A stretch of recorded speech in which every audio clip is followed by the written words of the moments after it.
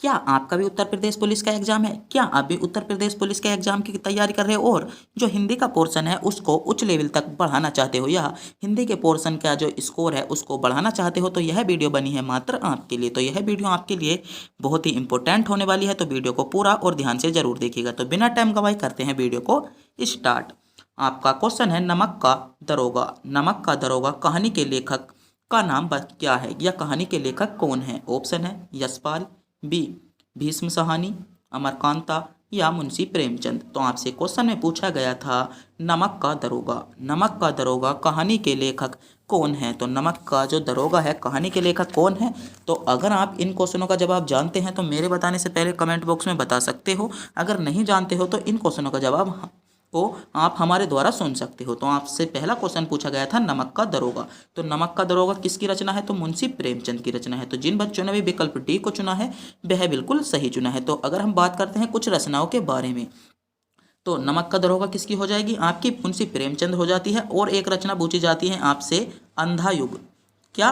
अंधा युग। अंधा युग किसकी हो जाती है? अंधा युग आपकी हो जाती है धर्मवीर भारती की। और एक रचना आती है आपकी निहार। निहार किसकी हो जाती है? महादेवी वर्मा की। रश्मि महादेवी वर्मा की हो जाती है। और दीपशिखा भी आपकी महादेवी वर्मा की हो जाती है। बहुत इंपॉर्टेंट रचना थी। और एक आपकी रचना आती है जो आपसे बहुत ज़्यादा रचना पूछी जाती है, रामचंद्रिका। कौन सी? रामचंद्रिका बहुत रचना आपसे पूछी जाती है। तो यह किसकी हो जाती है? केशव दास की आपकी हो जाती है। तो आपको इन रचनाओं को भी याद में रखना होगा। आपकी रचनाएं हैं अंधा युग धर्मवीर भारती की, और निहार दीपशिखा और रश्मि आपकी क्या हो जाती है? महादेवी वर्मा की हो जाती है। और केशव दास की आ जाती है एक रामचंद्रिका। तो इन रचनाओं को भी आपको ध्यान में रखना होगा क्योंकि बहुत ज़्यादा आपसे ये रचनाएं भी पूछी जाती हैं। तो अगर आपने अभी तक हमारे चैनल को सब्सक्राइब नहीं किया है, चैनल को सब्सक्राइब और वीडियो को लाइक जरूर कर दीजिएगा, जिससे कि जो उत्तर प्रदेश पुलिस से आने वाले अपडेट या जानकारी आपको मिलती रहे। आपका अगला क्वेश्चन है, साहित्य में रस का क्या अर्थ है? साहित्य में जो रस का अर्थ है वह क्या है? ऑप्शन है साहित्य की मिठास, किसी रस का आनंद, किसी फल का स्वाद, या साहित्य में मिलने वाली आनंद भूतियाँ। तो आपसे क्वेश्चन में पूछा गया था साहित्य का या साहित्य में रस का क्या अर्थ है? साहित्य में रस का क्या अर्थ है? तो डी विकल्प आपका सही जवाब हो जाता है। साहित्य में मिलने वाली आनंद भूतियों, जो आनंद भूतियाँ होती हैं उनको मिलने वाली क्या है? साहित्य में रस का आपका अर्थ हो जाता है। तो डी विकल्प आपका बिल्कुल करेक्ट जवाब हो जाएगा।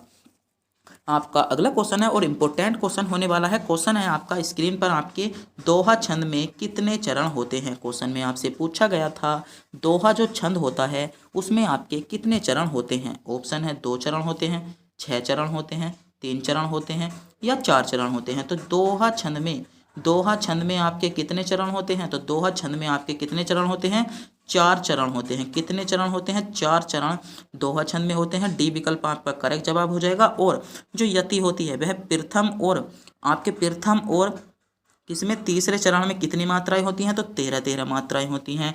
और दूसरे और चौथे चरण में आपकी 11 मात्राएं होती हैं। तो आपसे क्वेश्चन में पूछा गया था दोहा छंद में कितने चरण होते हैं? तो आपके 4 चरण। डी विकल्प सही जवाब हो जाएगा, जिसमें पहले और तीसरे चरण में 13 मात्राएं और दूसरे और चौथे चरण में आपकी 11 मात्राएं होती है। तो महत्वपूर्ण क्वेश्चन था, इस क्वेश्चन को आप ध्यान में रखेंगे। आपका अगला क्वेश्चन है, भाषा में शब्द और अर्थ की दृष्टि से सौंदर्य उत्पन्न करता है। आपसे सीधे तौर पर क्वेश्चन पूछा गया है कि भाषा में अर्थ की दृष्टि से या शब्द की दृष्टि से सौंदर्य उत्पन्न कौन करता है? ऑप्शन है रस, बी अलंकार, गुण, या छंद। तो जल्दी से जल्दी कमेंट बॉक्स में बताइएगा। अगर आप इन क्वेश्चनों का जवाब जानते हैं तो प्रत्येक क्वेश्चन का जवाब आप कमेंट बॉक्स में ही बता सकते हैं। तो इसमें आपका सही जवाब क्या हो जाएगा? इसमें आपका अलंकार बिल्कुल करेक्ट जवाब हो जाता है। अलंकार, इसमें आपका क्वेश्चन सही जवाब हो जाएगा। बात करते हैं अलंकार के प्रकार। तो अलंकार आपके 3 प्रकार के होते हैं, या अलंकार के आपके 3 भेद होते हैं। पहला हो जाता है आपका अर्थ अलंकार, दूसरा हो जाता है आपका क्या? शब्द अलंकार, और तीसरा आपका हो जाता है उभय या अलंकार। क्या? उभय अलंकार। जो अलंकार के आपके भेद होते हैं अर्थालंकार, शब्द अलंकार और उभय अलंकार। तो इन तीनों भेदों को भी आपको ध्यान में रखना होगा। क्वेश्चन में पूछा गया था भाषा में शब्द और अर्थ की दृष्टि से सौंदर्य उत्पन्न कौन करता है? तो कौन करता है? अलंकार। बी विकल्प आपका इसमें सही जवाब हो जाता है। आपका अगला क्वेश्चन है और बहुत ज़्यादा क्वेश्चन आपसे पूछा जाता है, ये रे ले बे किस प्रकार के व्यंजन हैं। अगर आपने भी बरमाला पढ़ रखी है तो अगर आपने वर्णमाला पढ़ रखी है तो आपसे यह क्वेश्चन आपके सामने जरूर आया होगा। आपका क्वेश्चन है यह रे ले बे किस प्रकार के व्यंजन है। ऑप्शन है ऊष्म व्यंजन है, अंतस्थ व्यंजन है, स्पर्श व्यंजन है या योगावाहक व्यंजन है। तो कौन से व्यंजन है? तो आपका सही जवाब क्या हो जाता है? ये आपके अंतस्थ व्यंजन है। तो बी विकल्प आपका करेक्ट जवाब हो जाएगा। यह रे ले बे आपके कौन से व्यंजन है? अंतस्थ व्यंजन है। बात करते हैं कुल व्यंजनों की संख्या। तो कुल व्यंजन आपके कितने होते हैं? 39 होते हैं, जिनमें से आपके मुख्य या मानक व्यंजन कितने होते हैं? मानक व्यंजन आपके 33 होते हैं। कितने होते हैं? मानक व्यंजन आपके 33 होते हैं। बात करते हैं ऊष्म व्यंजन की। तो ऊष्म व्यंजन आपके कितने हो जाएंगे? तो ऊष्म व्यंजन आपके 4 होते हैं। कौन से? एक तो हो जाएगा स, एक हो जाएगा पेट चिरासे वाला स, और एक स और एक है। तो ये क्या हो जाते हैं? आपके ऊष्म व्यंजन हो जाते हैं। और बात करते हैं स्पर्श, क्या स्पर्श व्यंजन की। तो यह कितने होते हैं? ये आपके 25 होते हैं। कहाँ से? कै से लेकर मैं तक। तो बात करते हैं कुल कितने व्यंजन होते हैं। तो कुल अपने आपके 39 व्यंजन होते हैं, जिनमें से आपके 33 मानक होते हैं और स्पर्श 25 होते हैं। अंतस्थ व्यंजन आपके 4 होते हैं। और बात करते हैं ऊष्म व्यंजन की। तो ऊष्म व्यंजन भी आपके 4 होते हैं। बात करते हैं द्विगु व्यंजन की। जो आपके द्विगु व्यंजन होते हैं, तो द्विगु व्यंजन आपके 2 होते हैं। द्विगु व्यंजन आपके 2 होते हैं। 2 आपके द्विगु व्यंजन होते हैं। तो इन क्वेश्चनों को भी आपको ध्यान में रखना होगा। महत्वपूर्ण टॉपिक था आपका व्यंजन से। यहाँ से आपको उत्तर प्रदेश पुलिस में एक ना एक क्वेश्चन तो देखने को मिल ही जाएगा। तो वर्णमाला को आपको बहुत ही ज़्यादा ध्यान में रखकर जाना होगा। आपका अगला क्वेश्चन है निम्नलिखित में से कौन सा शब्द स्त्रीलिंग है। आपसे क्वेश्चन में पूछा गया है निम्नलिखित में से कौन सा शब्द स्त्रीलिंग है। ऑप्शन है कृपा, मित्र, कार्य या त्योहार। तो आपको बताना होगा निम्नलिखित में से स्त्रीलिंग ऐसा आपको पढ़कर कौन से शब्द में स्त्रीलिंग का भाव उत्पन्न हो रहा है। जल्दी से जल्दी बताइएगा। 4 विकल्प आपके सामने हैं। आपको इनको चारों को पढ़ना है, सोचना है, समझना है कि जोन से को पढ़कर आपको स्त्री जैसा भाव होता है तो वह आपका क्या हो जाता है? स्त्रीलिंग हो जाता है। तो इसमें कहीं सही जवाब क्या हो जाएगा? कृपा आपकी इसमें स्त्रीलिंग हो जाता है। तो ए विकल्प आपका बिल्कुल करेक्ट जवाब हो जाएगा। आपका अगला क्वेश्चन है वचन किसको बोध करता है। वचन किसका बोध करता है? महत्वपूर्ण क्वेश्चन है। इस क्वेश्चन को मैं 3 स्टार दूंगा। यह क्वेश्चन आपसे पूछा जा सकता है। क्वेश्चन है वचन किसका बोध करता है। ऑप्शन है प्राणी या वस्तु के एक या अनेक होने का, प्राणी या वस्तु के एक होने का, प्राणी या वस्तु के अनेक होने का, प्राणी या वस्तु के लिंग का। तो आपसे क्वेश्चन में पूछा गया था वचन किसका बोध करता है। तो वचन किसका बोध करता है? तो जिन बच्चों ने भी विकल्प ए को चुना है वह बिल्कुल सही चुना है। प्राणी या वस्तु के एक या अनेक होने का जो है वह वचन आपका क्या करता है? बोध। जैसे बहुवचन, एक वचन, द्विगुवचन। और उससे बात करते हैं हिंदी में। तो हिंदी में आपके 2 वचन होते हैं। कौन से? एक बहुवचन और एक वचन। और जो संस्कृत होती है, संस्कृत में आपके 3 वचन होते हैं, एक वचन, द्विवचन और क्या होता है? बहुवचन। तो बात आपसे क्वेश्चन में पूछा गया था वचन किसका बोध करता है। तो वचन प्राणी या किसी भी प्राणी या वस्तु का एक या अनेक होने का क्या करता है? वचन बोध करता है। तो ए विकल्प आपका सही जवाब हो जाएगा। आपका अगला क्वेश्चन है उसने टेढ़ी चाल चली। महत्वपूर्ण क्वेश्चन है, जल्द ध्यान से पढ़िएगा। उसने टेढ़ी चाल चली वाक्य में क्या कारक है। ऑप्शन है कर्म कारक, संबंध कारक, अधिकरण कारक या कर्ता कारक। तो उसने क्या चली? टेढ़ी चाल चली। उसने टेढ़ी चाल चली तो किस पर प्रभाव पड़ रहा है? उसने पर। तो उसने क्या है? यहाँ पर आपका कर्ता है। तो उसने क्या है? यहाँ पर आपका कर्ता। तो कर्ता आपका सही जवाब हो जाएगा। क्या? उसने टेढ़ी चाल चली। तो उसने टेढ़ी चाल चली। तो इसमें क्या हो जाएगा? कर्ता कारक आपका इसमें सही जवाब हो जाता है। क्या? जब आपका कर्ता पर प्रभाव पड़े, जो काम को करने वाला है, तो जब आपका होता है कर्ता कारक। जब आपका कर्म या ऑब्जेक्ट, जो आपका ऑब्जेक्ट होता है, उस पर प्रभाव पड़े तो आपका हो जाता है कर्म कारक। अगर किन्हीं 2 वस्तु या प्राणियों के बीच संबंध बताया जाए तो आपका क्या हो जाता है? आपका संबंध हो जाता है। और अधिकरण, जब अधिकार की बात की जाए तो वहां पर आपका अधिकरण कारक हो जाता है। अगर आप कारक को ध्यान से पढ़ोगे तो इन पर आपको सारी चीज़ समझ में आ जाएगी। क्योंकि अगर हम इसी वीडियो में इन सब पर डिस्कस करते हैं तो यह वीडियो आपकी बहुत ही लंबी हो जाएगी। तो इसलिए हम थोड़ा थोड़ा आपको बताकर जा रहे हैं, जिससे आपका रिवीजन होता रहे। आपका अगला क्वेश्चन है निम्नलिखित में से किस वाक्य में सर्वनाम का प्रयोग हुआ है। निम्नलिखित में से किस वाक्य में सर्वनाम का प्रयोग हुआ है। आज, बरसात होगी, मैं कल दिल्ली जा रहा हूँ, घर का काम कर लो, या सीमा और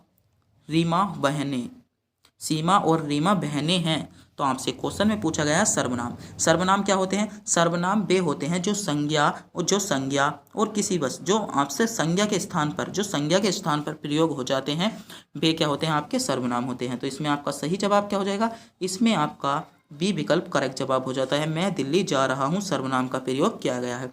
तो सर्वनाम से रिलेटिव आपसे यहाँ से क्वेश्चन पूछे जाते हैं, सर्वनाम के कितने भेद होते हैं?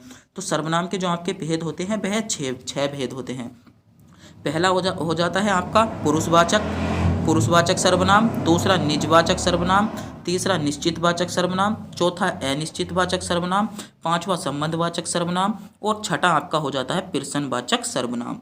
किसके सर्वनाम के 6 प्रकार होते हैं? पहला होता है आपका पुरुषवाचक सर्वनाम, दूसरा आपका हो जाता है निजीवाचक सर्वनाम, तीसरा हो जाता है निश्चयवाचक सर्वनाम, चौथा हो जाता है अनिश्चयवाचक सर्वनाम और पांचवा हो जाता है आपका संबंधवाचक और छठा हो जाता है आपका क्या? प्रश्नवाचक सर्वनाम। तो इन बातों को भी आपको ध्यान में रखना होगा। सर्वनाम को आपको 6 भागों में बांटा गया है। आपका अगला क्वेश्चन है, विशेषण किस शब्द की विशेषता बताता है? जो विशेषण होता है वह आपका किस शब्द की विशेषता बताता है? ऑप्शन है संज्ञा की, कारण की, क्रिया की या वचन की। तो आपसे क्वेश्चन में पूछा गया था जो आपका विशेषण होता है वह किसकी विशेषता बताता है? तो वह किसकी विशेषता बताता है? वह आपकी संज्ञा की विशेषता बताता है। क्या बताता है? जो विशेषण होता है आपकी संज्ञा की विशेषता बताता है। जैसे उसकी गाय, क्या? उसकी गाय काली है। उसकी गाय कैसी है? काली है। तो यहाँ पर क्या है? यहाँ क्या बता रहा है? काली क्या है? गाय। क्या बता रहा है? किसकी संज्ञा बता रहा है? विशेषता बता रहा है। तो यहाँ पर आपकी संज्ञा की विशेषता बता रहा है। तो यहाँ पर आपसे इसी प्रकार क्वेश्चन में पूछा गया था, तब विशेषण किसकी विशेषता बताता है? तो किसकी बताता है? संज्ञा की विशेषता बताता है। आपका अगला क्वेश्चन है, कर्म के आधार पर क्रिया में कितने भेद होते हैं? कर्म के आधार पर क्रिया में कितने भेद होते हैं? ऑप्शन है 3 भेद, 4 भेद, 6 भेद या 2 भेद। तो कर्म के आधार पर क्रिया में कितने भेद होते हैं? तो कर्म के आधार पर क्रिया में 2 भेद होते हैं। एक तो होती है आपकी अकर्मक, एक क्या हो जाती है? अकर्मक क्रिया, और दूसरी हो जाती है आपकी सकर्मक क्रिया। तो आपकी जो कर्म के आधार पर क्रिया के 2 भेद आपके होते हैं। आपका अगला क्वेश्चन है, व्याकरण में काल का क्या अर्थ है? व्याकरण में काल का क्या अर्थ है? ऑप्शन है अंत, बी समय, पीड़ा या मृत्यु। तो जल्दी से जल्दी बताइए, व्याकरण में काल जो आपके टेंस होते हैं वह किस चीज को दर्शाते हैं? तो वह आपसे इंग्लिश में बात करते हैं। तो काल आपसे क्वेश्चन में पूछा गया है, व्याकरण में काल का क्या अर्थ है? जो आपके टेंस होते हैं वह किस चीज को दर्शाते हैं? तो वह आपके समय को दर्शाते हैं। तो समय को यानी बी विकल्प को चुनने वालों का जवाब बिल्कुल करेक्ट जवाब होगा। तो जिन बच्चों ने विकल्प बी को चुना है वह बिल्कुल सही चुना है। आपका अगला क्वेश्चन है, यह ताले की चाबी है। इसमें जो रेखांकित वाक्य था वह था ताले की। रेखांकित में कौन सा कारक है? यहाँ पर आपका जो रेखांकित था वह ताला था। क्या था? ताले की था। ऑप्शन है संप्रदान कारक, बी अपादान कारक, करण कारक या कर्ता कारक। तो आपसे क्वेश्चन में पूछा गया था यह किसकी ताले की चाबी है? तो यह ताले की चाबी किसकी है? ताले की। तो कहाँ क्या हो जाएगा? यहाँ पर आपका संप्रदान कारक हो जाता है। तो ए विकल्प को चुनने वालों का जवाब बिल्कुल करेक्ट जवाब हो जाएगा। आपका अगला क्वेश्चन है, निम्नलिखित में से कौन सा शब्द पुल्लिंग है? विकल्प आपके सामने है, पढ़िएगा और बताइएगा। निम्नलिखित में से पुल्लिंग शब्द कौन सा है? ऐसा शब्द कौन सा है जिसको पढ़ने से आपका पुरुष का भाव उत्पन्न होता है? वो बताइएगा। शब्दों को ध्यान से पढ़िएगा, बहुत इंपॉर्टेंट क्वेश्चन हो जाते हैं। यह बहुत इजी क्वेश्चन होते हैं और आप इन्हें गलत कर आते हो, तो ध्यान से पढ़िएगा। निम्नलिखित में से कौन सा शब्द पुल्लिंग शब्द है? तो ऐसा शब्द कौन सा है जो पुल्लिंग है? तो कौन सा हो जाएगा? संचालक शब्द आपका पुल्लिंग हो जाता है। क्या? संचालक। डी विकल्प को चुनने वालों का जवाब बिल्कुल करेक्ट जवाब हो जाएगा। आपका अगला क्वेश्चन है, निम्नलिखित में से कौन सा तत्सम शब्द नहीं है? निम्नलिखित में से कौन सा तत्सम शब्द नहीं है? तो निम्नलिखित में से आपका तत्सम शब्द कौन सा नहीं हो जाता है? तो तत्सम शब्द आपका नहीं हो जाता है परख। परख कैसा शब्द है? आपका तद्भव शब्द है। परख आपका तद्भव शब्द है। बात करते हैं तत्सम की। तो परख का आपका तत्सम क्या हो जाता है? परख का आपका तत्सम हो जाता है परीक्षा। क्या? परीक्षा आपका परख कैसा है? एक क्या है? तद्भव शब्द है और इसका तत्सम क्या हो जाएगा? परीक्षा हो जाएगा। और चांद, चंद्र, चंद्र का आपका तत्सम क्या हो जाता है? चंद्र का आपका जो तत्सम हो जाता है, जो इसका तद्भव होगा, चंद्र क्यों कैसा शब्द है? तत्सम शब्द है। और इसका तद्भव क्या होगा? इसका तद्भव हो जाएगा आपका चांद। इसका तद्भव क्या हो जाएगा? चांद हो जाएगा। बात करते हैं पृथ्वी। तो पृथ्वी का तद्भव क्या हो जाता है? पृथ्वी। तो ऐसे आपका क्या हो जाता है? इसका तद्भव शब्द हो जाता है। और बात करते हैं शोक की या अग्नि की। तो यहाँ पर एक बहुत ही ज़्यादा क्वेश्चन पूछा जाता है, अग्नि। अग्नि का तद्भव क्या है? तो अग्नि का तद्भव क्या हो जाता है? आपका आग हो जाता है। तो इन बातों को भी आपको बहुत ज़्यादा ध्यान में रखना होगा। तो एक बार फिर से बता दूं, अगर आपने अभी तक हमारे चैनल को सब्सक्राइब नहीं किया है, चैनल को सब्सक्राइब जरूर कर लीजिएगा, क्योंकि हम इस पर आपका रोज एक हिंदी का और एक जीके जीएस का प्रैक्टिस सेट सोल्व करवाते हैं, जो आपके यूपी पुलिस एग्जाम के लिए बहुत ही हेल्पफुल होने वाले हैं। आपका अगला क्वेश्चन है, दिए गए विकल्पों में कौन सा विकल्प दूध का पर्याप्त नहीं है? दूध का पर्याप्त नहीं है। ऑप्शन है दुग्ध, पेय, गोरस या अम्लीय। आपसे क्वेश्चन पूछा गया था यहाँ पर सीधे तौर पर कि दूध का जो पर्यायवाची शब्द है वह कौन सा नहीं है? तो कौन सा हो जाता है आपका? यहाँ पर आपका अम्लीय सही जवाब हो जाता है। तो डी विकल्प को चुनने वालों का जवाब बिल्कुल करेक्ट जवाब होगा। जिन बच्चों ने विकल्प डी को चुना है वह बिल्कुल सही चुना है। आपका अगला क्वेश्चन है, सापेक्ष का सही विलोम शब्द है। ऑप्शन है निरपेक्ष, परोक्ष, प्रतिपक्ष या स्पष्ट। तो आपसे क्वेश्चन में पूछा गया था सापेक्ष का विलोम शब्द। जल्दी से जल्दी बताइएगा, सापेक्ष का विलोम शब्द, सापेक्ष किसका विलोम है? बहुत इंपॉर्टेंट क्वेश्चन है। इस क्वेश्चन का जवाब आप कमेंट बॉक्स में बता सकते हो। सापेक्ष का सही विलोम क्या है, या सापेक्ष का सही विलोम शब्द क्या है? तो सही विलोम शब्द क्या हो जाता है? निरपेक्ष आपका सही विलोम शब्द हो जाता है। और एक यहाँ पर बहुत ही क्वेश्चन पूछा जाता है, एक क्वेश्चन पूछा जाता है करुणा। करुणा का विलोम क्या है? करुणा का विलोम आपका क्या है? तो क्या हो जाता है? निष्ठुर। यह क्वेश्चन आपको बहुत ज़्यादा पूछा जाता है, तो इस वाक्य को आपको ध्यान में रखना होगा। आपका अगला क्वेश्चन है, चिर और चीर के अर्थ के सही विकल्प का चयन कीजिए। चिर और चीर के सही जो अर्थ है उनका चयन कीजिए। ऑप्शन है लंबा प्राचीन, वस्त्र पुराना, पेड़ वस्त्र या पुराना वस्त्र। तो आपको बताना होगा, डिफिकल्ट क्वेश्चन है, ऐसे क्वेश्चन में आप गलती कर देते हो। चिर और चीर का सही विकल्प कौन सा है? तो इसमें आपका सही विकल्प हो जाता है पुराना और वस्त्र। पुराना और वस्त्र इसमें आपका सही जवाब होगा। तो डी विकल्प को चुनने वालों का जवाब बिल्कुल करेक्ट जवाब हो जाएगा। जिन बच्चों ने भी विकल्प डी को चुना है वह बिल्कुल सही चुना है। आपका अगला क्वेश्चन है, सम उपसर्ग से बना शब्द है। आपसे क्वेश्चन में पूछा गया है सम का प्रयोग इनमें से किस में किया गया है? जल्दी से जल्दी बताइएगा, सम का प्रयोग इनमें से किस में किया गया है? महत्वपूर्ण क्वेश्चन है। 4 विकल्प आपके सामने हैं, आपको बताना होगा सम का प्रयोग इसमें से किस में किया है, जिसमें हरंती वाला क्या है? मैं है। तो किस में किया गया है? इसमें किया गया है सहयोग में। तो ए विकल्प को आपका सही जवाब होगा। अगर हम सहयोग का संधि विच्छेद करते हो तो आपका क्या हो जाता है? सम प्लस योग हो जाता है। तो किसमें? विकल्प ए में आपको इसका प्रयोग किया गया है। किसका? सम उपसर्ग का प्रयोग किया गया है। तो ए विकल्प आपका बिल्कुल करेक्ट जवाब होगा। आपका अगला क्वेश्चन है, रंगीला। रंगीला शब्द में प्रत्यय का प्रयोग हुआ है। रंगीला शब्द में कौन सा प्रत्यय का प्रयोग हुआ है? ऑप्शन है गीला, ईला, ला या ईला। तो रंग प्लस ईला, रंग में क्या हुआ है? रंग में कौन से शब्द का प्रयोग हुआ है? रंग प्लस ईला। तो इसमें प्रत्यय क्या हो जाएगा? ईला आपका सही जवाब हो जाता है। तो डी विकल्प में ईला आपको दिया गया है, जो आपका बिल्कुल करेक्ट जवाब हो जाएगा। आपका अगला क्वेश्चन है, सूर्योदय में कौन सी संधि है? ऑप्शन है गुण संधि, यण संधि, दीर्घ संधि या वृद्धि संधि या दीर्घ संधि। तो आपसे क्वेश्चन में पूछा गया था सूर्योदय, सूर्योदय। तो सूर्योदय में कौन सी संधि है? तो सूर्योदय में आपकी कौन सी संधि हो जाएगी? संधि विच्छेद मैंने कर दिया है, जल्दी से जल्दी बताइएगा। सूर्य प्लस उदय, तो इसमें आपकी कौन सी संधि हो जाती है? इसमें आपकी गुण संधि यानी विकल्प ए बिल्कुल करेक्ट जवाब होगा। तो जिन बच्चों ने भी विकल्प ए को चुना है वह बिल्कुल सही चुना है। आपका अगला क्वेश्चन है शुद्ध वाक्य का चयन कीजिए। इनमें से शुद्ध वाक्य का चयन कीजिए। ऑप्शन है उसका शिमला जाना है, उसने शिमला जाना है, उससे शिमला जाना है या उसे शिमला जाना है। तो आपको इनमें से सही वाक्य छांटना होगा। इनमें से सही वाक्य कौन सा है? तो सही वाक्य कौन सा हो जाता है? डी विकल्प को आपका सही जवाब होगा। उसे शिमला जाना है। किसे? उसे शिमला जाना है। डी विकल्प आपका करेक्ट जवाब हो जाता है। आपका अगला क्वेश्चन है सज्जन शब्द में समास है। ऑप्शन है कर्मधारय समास, तत्पुरुष समास, द्वंद्व समास या द्विगु समास। तो जल्दी से जल्दी बताइएगा सज्जन शब्द में कौन सा समास हो जाता है? तो यहाँ पर कौन सा समास हो जाएगा? तो कर्मधारय समास को चुनने वालों का जवाब बिल्कुल करेक्ट जवाब होगा। तो जिन बच्चों ने भी कर्मधारय समास को चुना है वह बिल्कुल सही चुना है।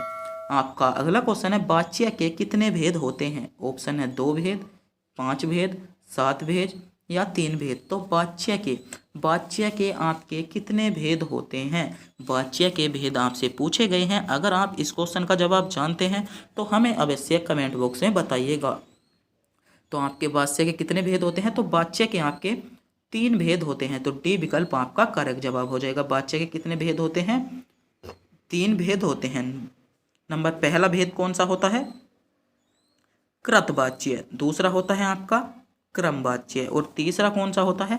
तीसरा होता है आपका भाववाच्य। कौन सा होता है? भाववाच्य। तो वाच्य के कितने भेद होते हैं? वाच्य के आपके 3 भेद होते हैं। पहला कृतवाच्य, दूसरा क्रमवाच्य, तीसरा आपका हो जाता है भाववाच्य। तो इन बातों को भी आपको ध्यान में रखना होगा।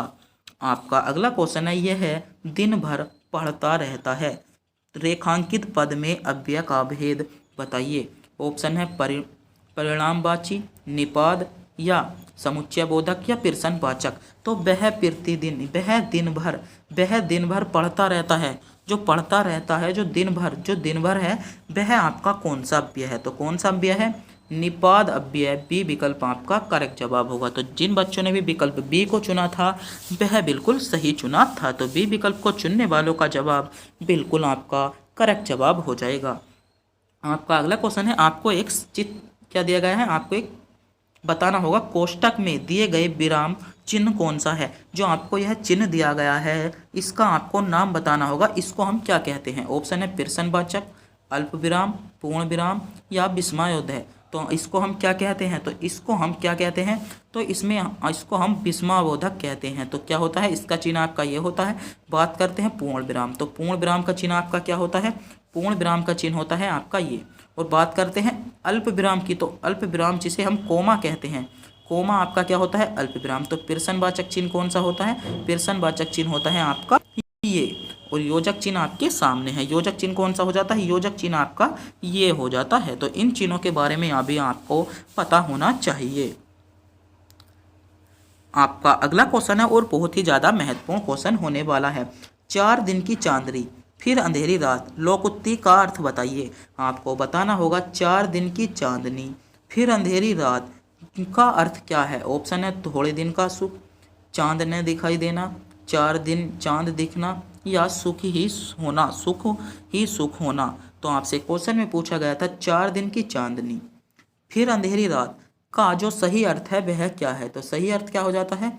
थोड़े दिन का सुख। ए विकल्प को चुनने वालों का जवाब बिल्कुल करेक्ट जवाब होगा। तो जिन बच्चों ने भी विकल्प ए को चुना है वह बिल्कुल सही चुना है।